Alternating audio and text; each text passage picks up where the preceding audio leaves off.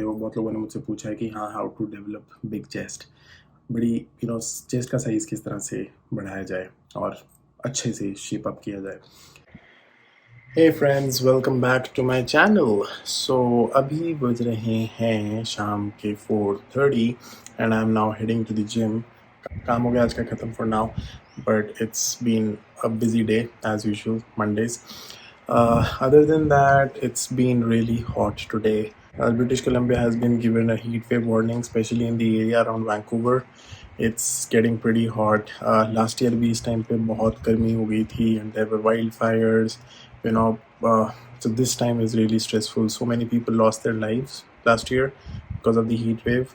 I hope it gets better this time, but again, if you are staying in BC, in Vancouver, please be cautious. Try not going out in so much of heat if it's not 100% necessary. uh, but again हम तो जाएंगे gym अब, और आज gym में मैं करने वाला हूँ chest. See you at the gym.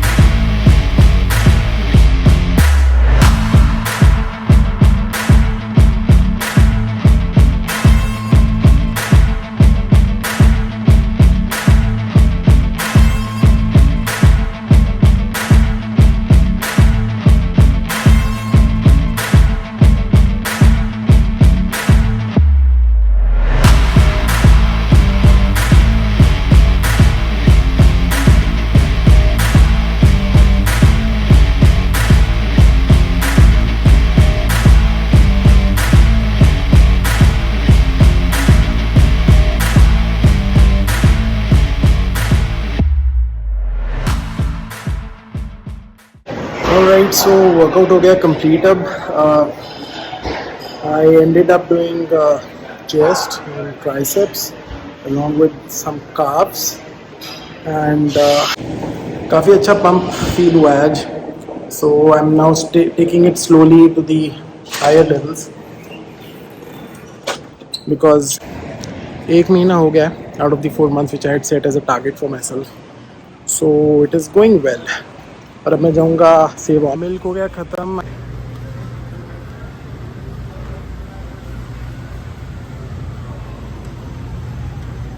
Okay, so अब मैं जा रहा हूँ घर. दूध मैंने ले लिया है. So I stuck to oat milk only and अब घर जाके I will make a quick smoothie for myself. और स्मूदी पीने के बाद हम लगेंगे वापस काम पे. बट हाँ, I take a quick shower before that. So yes, और उसके बाद मैं आपके साथ डिस्कस करूँगा आज का टॉपिक ऑफ द डे.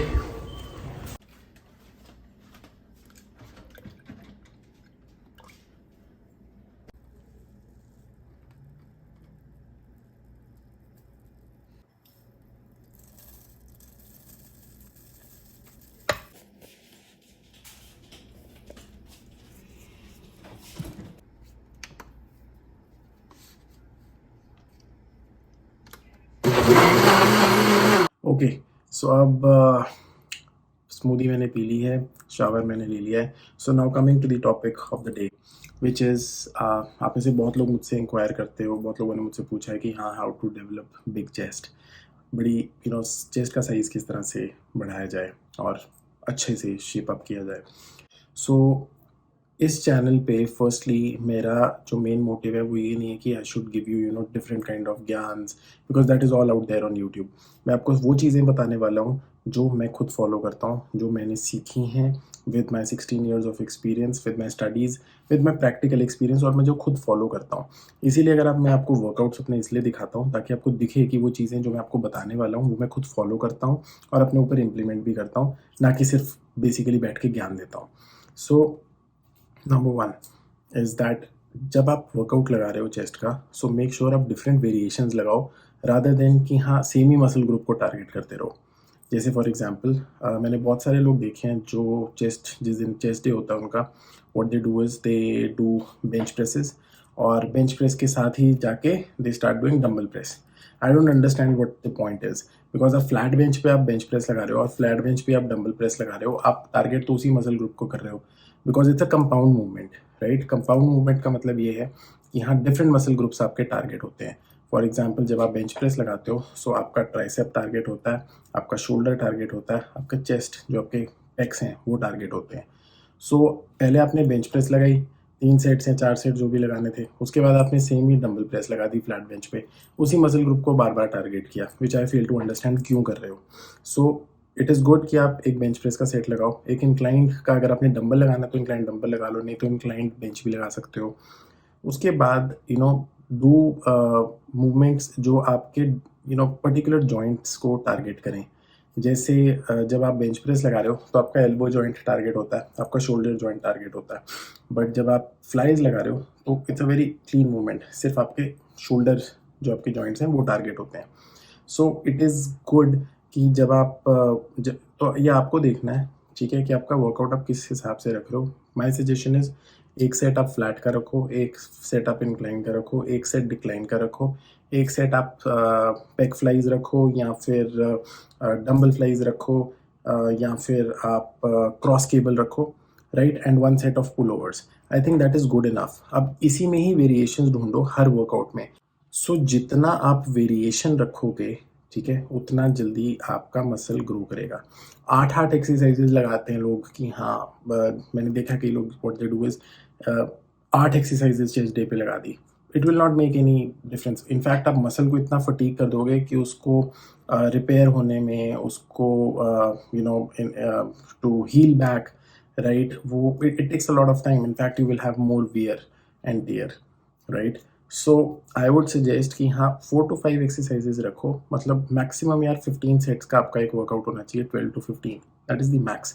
उसके आगे जाना ही नहीं चाहिए, right. That's it will not make sense to you, right. So अगर आपको मसल ग्रो करना है, सो वेरिएशंस रखो, राइट। सेम एक्सरसाइजेज या सेम मसल ग्रुप को बार बार टारगेट करने की ज़रूरत नहीं है। सेकेंड थिंग, अपने मसल को रिपेयर होने का, अपने मसल को रिकवर करने का टाइम दो। Don't over exert your muscle. अगर आप चेस्ट को ग्रो कर रहे हो या बाइसेप को ग्रो कर रहे हो तो उसको रिकवर होने के लिए भी टाइम चाहिए। ऐसा नहीं है कि हाँ आज चेस्ट लगा ली और 2 दिन बाद फिर चेस्ट लगा ली, राइट? उससे कोई फ़र्क नहीं पड़ेगा।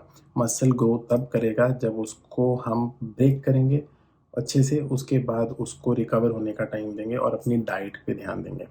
If you follow these steps, I am telling you, you will see improvements not just in chest but in all muscle groups. So I hope आपको ये टिप आज का अच्छा लगा होगा।